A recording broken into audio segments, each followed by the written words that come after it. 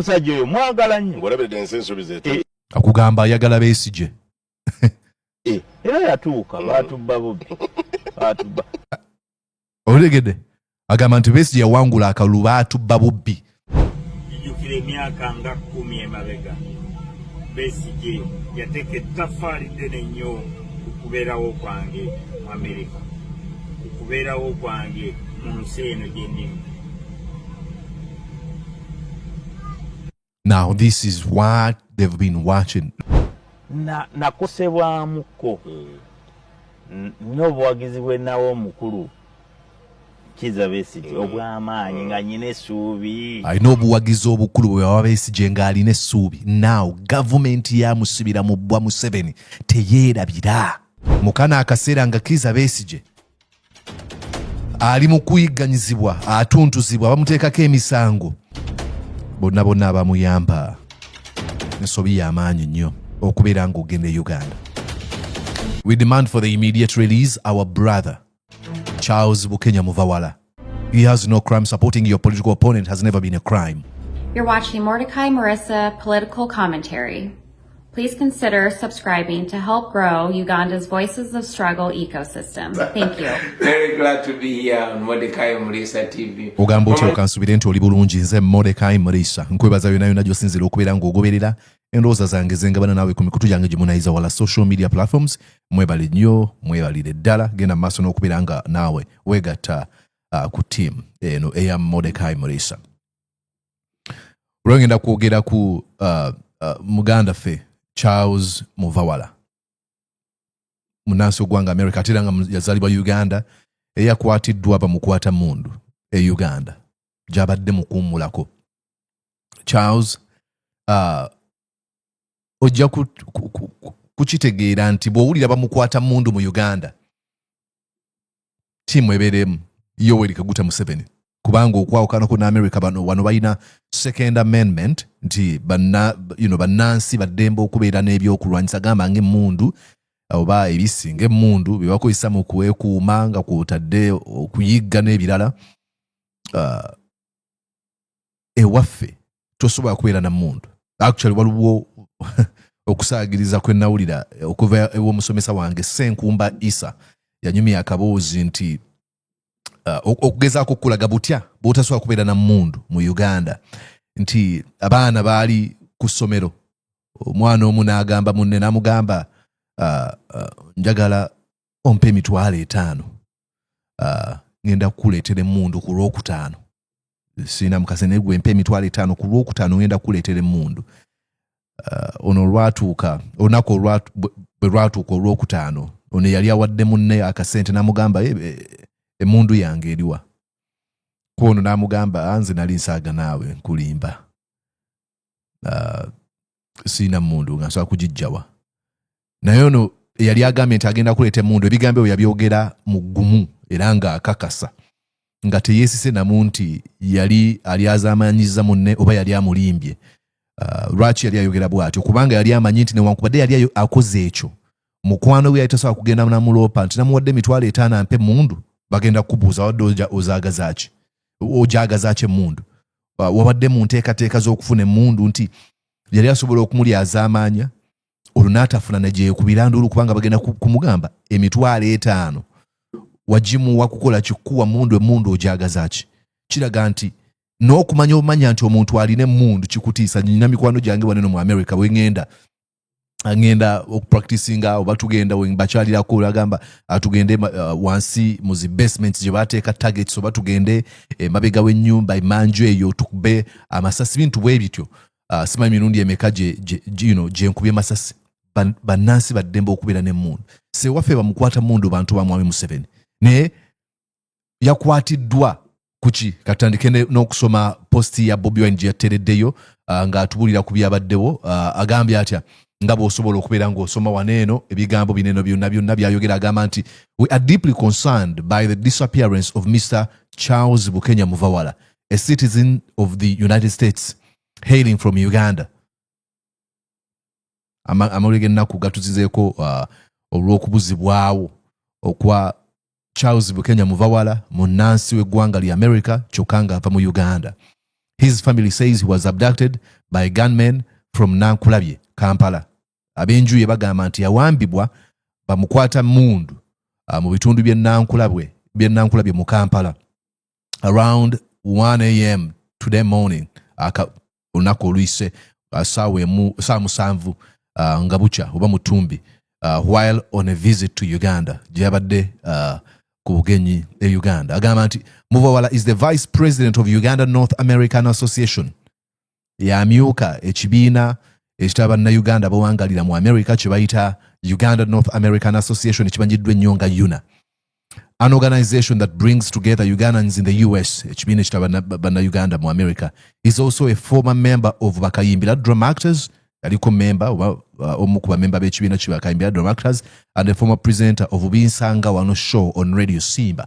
Era yali akola show ku Radio Simba. Agamba, at the time of his abduction, nga tanaba kuwambibwa, he sent a message indicating that operatives had come for him. Yaweereza obubaka n'alaga nti bamukwata mundu, baali bamusazeeko oba baali bamulumbye. Ebigambo ebyo ndoza n'omu ku b'enjuki yabiteeko yali kakwensa lukira bashiija nga bazze okumukwata nga bali n'ebweru. Yali akyasobola okubeera nga ateeka obubaka ku ssimu nga agamba bazze okubeera nga bankwata.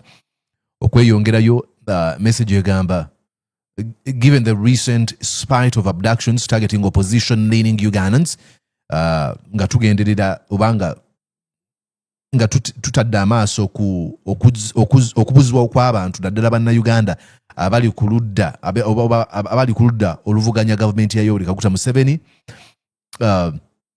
We know that this too is the handwork of the cowardly Museveni regime. Tumanyi nti kino nakyo kikolebwa omulembe gwa Yoweri Kaguta Museveni omutiitiizi obufuzi bwobwo. We demand for his immediate release from illegal detention. Tusaba okubeera nga ayimbulwa mbagirawo gy'asibiddwa mu bumenyi bw'amateeka, and his swift arraignment in courts of law if he committed any offense.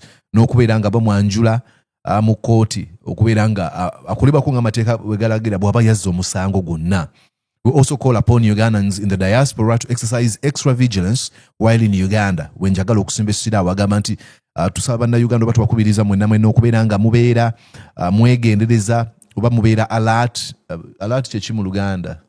Bigambo bino mbyogera ne mbijjukira nga mmaze okuva ku mpewo kati wala bannayuganda bagamba n'envubuka gwe weeraga kati ogamba tukijjukira. Okubeera nga otunula mu ngeri ey'enkaliriza n'okwekkaanya ebikwetoolodde. Wali ekigambo kimu ekisaminga apo ekyo ebyo byenjogedde naye ng'agamba nti mwegendereze beera ng'olaba baani abakwetoolodde bw'obeera mu Uganda ddala, bw'obanga owangalira eno mu mawanga ge tulimu kati nze ndi mu America, bw'obanga oli Canada, oli Australia, oli UK, oba oli wano mu America nganzi, oba oli Asia, China wa agamba nti because the regime obukulembeze bwa Musibira Mubba Museveni in its last days mu nnaku zaabo ezisembayo has gone completely insane. Bugudde eddalu. Exactly. Bwongedde okugwira eddalu ddala. Agamba nti no matter what comes our way, agamba nti ekyo kyonna ekijja oba ekituukako, we shall overcome. Tujja kumaliriza ffe abawangudde, and absolutely we shall overcome. Ensonga gy'asimbye okusimbako essajja ngenda okukoonako nga sinaba kubeera nga nkuwa ezimu ku nsonga lwaki Muvawala yakwatiddwa n'okuzannyira obumu ku butambi, era nja kusaba okubeera nga wooli. Mbamanyi bannayuganda mwagala nnyo ebyokya, mbagirawo bwe ogamba teekayo naawe nze ndaba akatabi lwaki onzira mu ebyo. This is what I want to tell you is bw'obanga oli opposition leaning n'ogenda e Uganda, manya gavumenti ya Mwami Museveni kyeri. And look, I'm not trying to pass blame to our brother Muvawala. Nengezaako kugabula kuwanga caution eri abantu abagenda e Uganda. Government ya Mwami Museveni eyo gy'olaba yeewamba abaana ab'emyaka 16 n'ebatulugunya n'ebakuba n'ebatta. Gavumenti eyo eyamusibira mu bbwa Yoweri Kaguta Museveni yeesalaasala abaana, be bakwata abaana ne babawa omuntu n'abasiyaga. Gavumenti ya Mwami Museveni eyo ye gavumenti ekwata omubaka wa parliament ntaziza omusango gwe bataswana kunnyonnyola oba kuleeta bujulizi bwagwo, ne badda ku bitundu bye ebyekyama ne basalaasala. Gavumenti eyo bw'oba ogitwala bweri, nsonga kinagamba nzisobola kubeera conversation n'omuntu wa NRM nga defendinga NRM cause ekintu kimu kyokka okuwamba okutta n'okutulugunya bannansi ne bw'otaleeta policy ideologies n'ebisigadde. The moment you stand to defend that against someone, Bobby Wine atachikolanga kecho loga sisobola kulonda Bobby Wine and you defend a regime that abducts, tortures and make disappearances eriba opposite or political opponents bayo. Yeah, that's what you have to have, a perception about the regime. And then when you travel to Uganda, you have to be very careful. And I understand there's so many folks who travel to Uganda. Do not fall into the trap of having interviews or even announcing your travel, because they are waiting for you. Tewali kintu basinga kutya nga diaspora kubanga bamanyi kati onaakulira yuna amyuka yuna. You have to realize nti yuna kyekimu ku bibiina ebigenda okubeerawo bannayuganda singa babaze waneeno. Bannayuganda abo singa mubeera mu Mordecai Murisa akola okuuta gavumenti ya Mwami Museveni, bo tebakitegeera nti mu kibiina ekitaba bannayuganda mulimu abawagira I don't know bajebali naye katugambe abawagira Museveni I don't know wero obeera na chamu kikumutwe naye katukirize kale mulimu awagira government ya Mwami Museveni mulimu n'abawagira opposition. Kati singa balabanga omuntu nvayo ngamba Murisa yuna yanyamba bweti, what comes to their mind is yuna ya opposition. That is how they see it. Museveni bwalaba omuntu awakanya naye ndowooza nga video gino bazanyirako abalaba nga njogera ku taata wa Willy Byanyima, Boniface Byanyima, Tibuhabura Nantawabula tabuulirirwa. And abantu abamu ebintu emusi ayinza n'okuba nga si yagamba nti mumukwate, but because people have understand his evil malevolent ideology, they do his dirty work on his behalf. Tebalina kubagamba nti mukole kino bamuta. That's why I would do another video mujja kugira baneeno munnamawulire owa NTV yakubiddwa naye omu mukukubwa okwo omusirikale amugamba mbu sokukuba tulina gyogenda kuntwala tulina kyogenda kunkola. Where do they get the confidence? Because they know that much as what they do is extremely wrong, illegal, a crime, caught live on camera, they know that this would be the desire of their own leader, Yoweri Museveni. So even without his approval, they go on and do it. And every time they commit all these crimes live on screen, and Museveni doesn't even say anything, not even his vice president or even prime minister. In the mind of these folks, do you know what they think? This is a tacit approval or endorsement of what we do. Because any sane leader would have one of his or some of his high-ranking officials in the government call a press conference in situations like that we saw in Kawempe. Call for a press conference and say, we condemn what we saw. But no, you have two folks, and you know, you're going to see the story I'm going to be making one eno. You have two sides. Bantu ba government bonabona bajja ku TV onayogera agamba ekyakoleddwa kikyamu, police egamba si kikyamu, bali babadde bamenyewa amateeka. You have them nga beekuntana. It is very sad. Naye katugende ku bigambo ebiyinza okuba nga byakwasa muvawala n'ekimuleetera okubeera nga bamulabanga omulabe wa Yoweri Kaguta Museveni. This is recently ng'ayogera ku retired Dr. Kanunkiza Besigye n'ebigambo na buli kimu ekigenda mu maaso. Yagamba atya, listen. Besigye yabeererawo abantu bangi. Agamba Besigye yabeererawo abantu bangi nnyo. Abantu obulamu bwabwe bwakyuka. Bangi nnyo abantu obulamu bwabwe bwakyuka because of Besigye. Agamba abantu obulamu bwabwe bwakyuka. Abantu bangi nnyo obulamu bwabwe bwakyuka because of Besigye.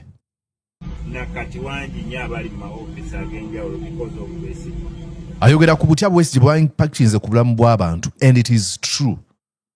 Besigye bw'abanga ali mu kkomera agenda kufiira mu kkomera nga bannayuganda temuvuddeeyo kumubeererawo. And this is where he says bannayuganda muveeyo mumubeererewo.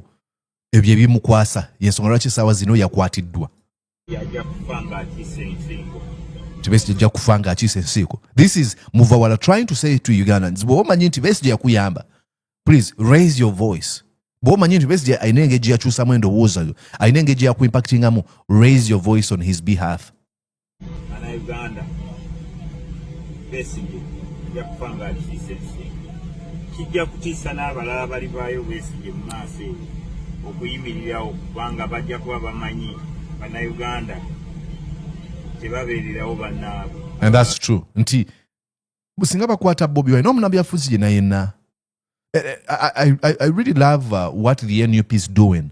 Of recent I saw simanyi schedule ya gundi bweri eya David Louis Lubongoya ali buli wamu bakubye ono n'agendayo simanyi shemanyi ndowooza n'ewaka yabagamba baganda bange bwe mujja kumbala ng'owa safari because if David Lubongoya or if Bobi Wine or any person bakuba omuntu waffe ne mutagendayo muba musize ekikyamu nti tewali munnayuganda munnabyafuzi agenda kujja abantu bamwagala oba bamwesige naye mukyusiza ekyo nti buli gwe bakuba mugendayo gwe basibako emisango ne mugendayo ekyo kyokka speaks volumes.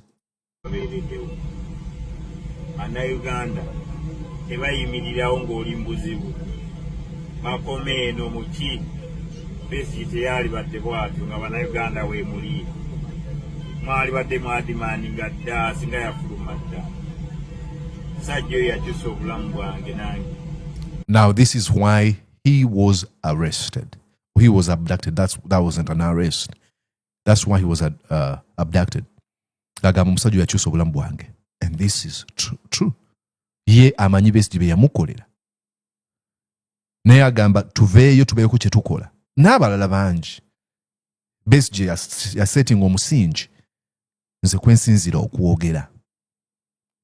N'abalala byasikiriza mu byobufuzi.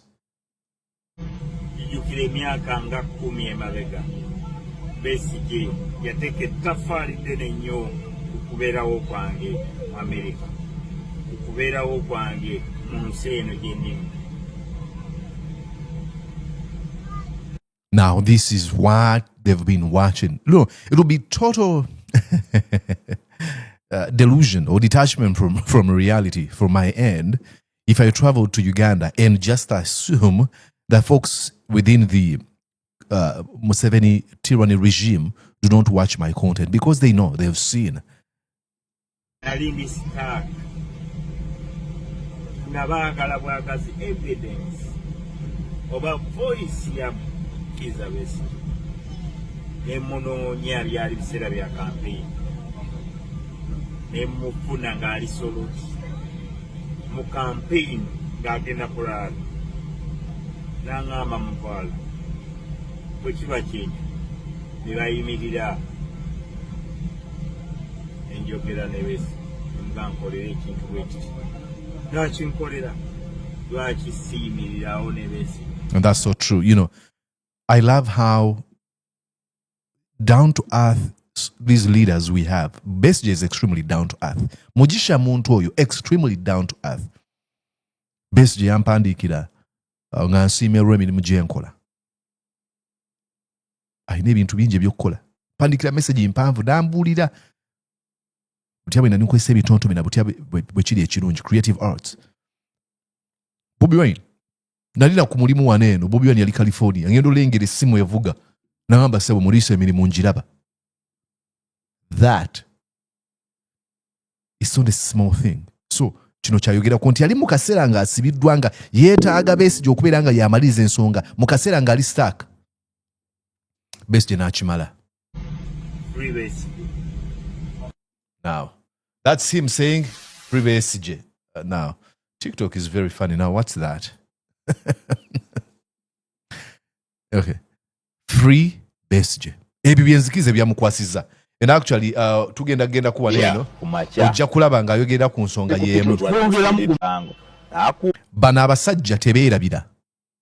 I want you to listen to what he says right here. Eno show sogenda n'ogiraba ndowooza eri ku mukutu gwa NBS. Yes, NBS. Ogenda ku mukutu gwa NBS. By the way, I should be following this page. Come on, Mordecai Mudisa. NBS was so good to you, absolutely. So I will follow the page. So ayogera ku Besigye still. Okitegeera ne ngamba kakati bano abaana nze nga dream yange nali neegomba nnyo abaana bange amasomero ge neegombanga bagasomeremu naye nga ngamba guno omulimu nsobola okutwala omwana wange e Buddo abaana babiri ne mmalako nze mwenyini ansa nega no wadde abantu baseka banyumirwa era ne wempita bankubira engalo kati ekyo kikyali ekizibu naye buli mwaka bampa gumu kanaana That's the problem with the minimum ja Uganda. Okola ku mawulire waneeno mu America omulimu gwa mawulire gumu kwejeje okwenyumirizaamu. E Uganda oba okolera simanya bujingo akutwala nga simanya sennyonga abasumba bonna then ne bata abasumba then ne bana abantu. I remember nakolerako ku sijja kwogera boba oyagala okumanya story eyo nakugamba osobola okufuna ekitabo kino radio gye nakolako nga bampa akasente mukwano naye nga ku radio ng'abawuliriza bange bagamba omusajja mwana gwe oyina eddoboozi nga nsoma egguliro munno agamba oh my god he's very good naye nga mukwano anyina okukuuta ekigere nga nzire ewaka naye nga mmaze okuweereza ensi empulidde. So you can go on and buy my book. It's called The Odyssey of the Optimist. Kiri ku Amazon. Mu ggwanga lyonna ly'olimu oteeka mu Amazon. Also oteekamu erinnya lyange Mordecai Murisa. And you will buy yourself a copy of this book. Mordecai Murisa. This is my book. Kyali endorsed oba Owenkizo yasemba ekitabo kineno ye Joel Ssenyonyi, Lead of Opposition. N'abalala okuli Dalton Kaweesa, Chief Editor NBS, oba then Agatha Twaire, Abasi Mpindi, n'abalala nga okuli Jimmy Spire Sentongo, Andrew Chamagero n'abalala basemba ekitabo ekyo nga bagamba kigule. Ndowooza nkiteeke waneeno njogere ng'okirabako nawe ojja kubeera distracted. Onisa tereera. Anyways, listen to our brother. Mwaka bongeramu gumu kanaana.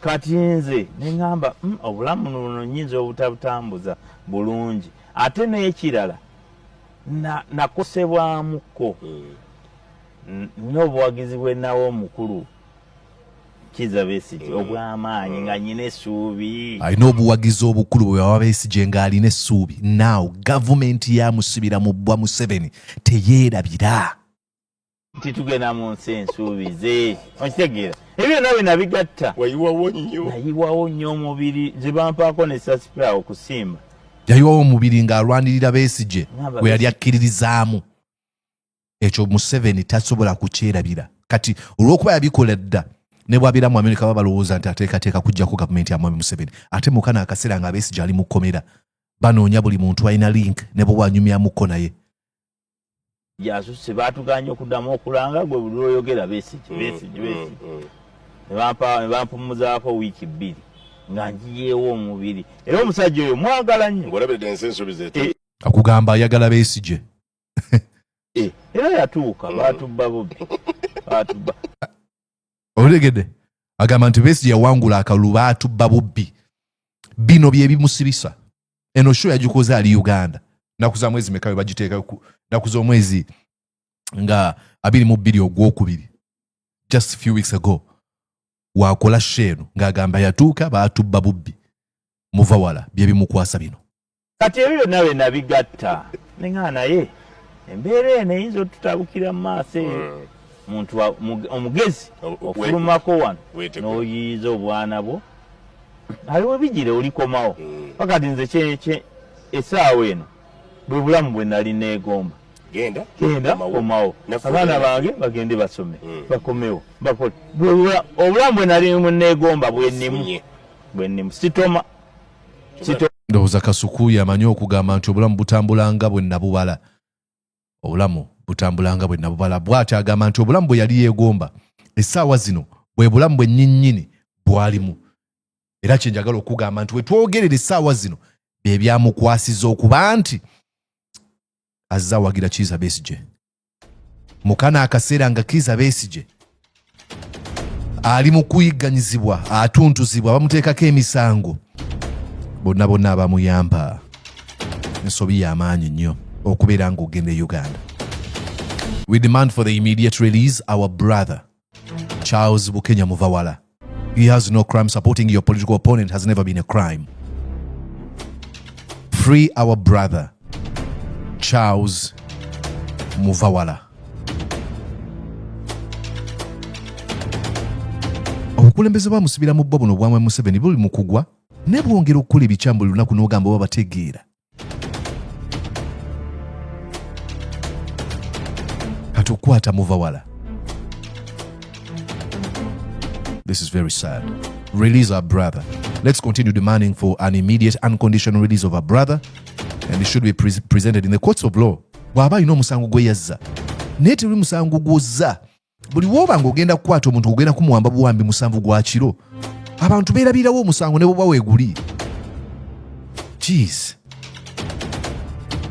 Anyways, that is the show this morning. Abali e Uganda ate abali mu America, this is the show this evening. Oba bali mu mawanga balina obudde obutambula ng'obwa America, wano bukyali bwakire, Uganda bukedde. Nsinga kuweereza society ya Uganda kuba be basinga okunda wano eno. Nenda mwenna abangoberera okwetoola enkulungo y'ensi mwenna mbasiima mu mawanga ag'enjawulo. Genda amaaso n'okubeera ng'otumya ekitabo kyange The Odyssey of the Optimist by Mordecai Morisa. Tuddingane olunaku olulala, nkwagaliza okubeera obulungi. Nja kubeera nga ngenda maaso n'okubeera nga neetegereza ebikolebwa, nzije nkuwe update bw'anaaba ayimbuddwa muganda ffe oba bw'anaaba tannaba kuyimbulwa. Osobola okungoberera ku mikutu gyange gyonna, Mordecai Morisa ly'erinnya lye nkozesa buli wamu. Ojja kubeera ng'ofuna updates. Tubeera bulungi, weeraba.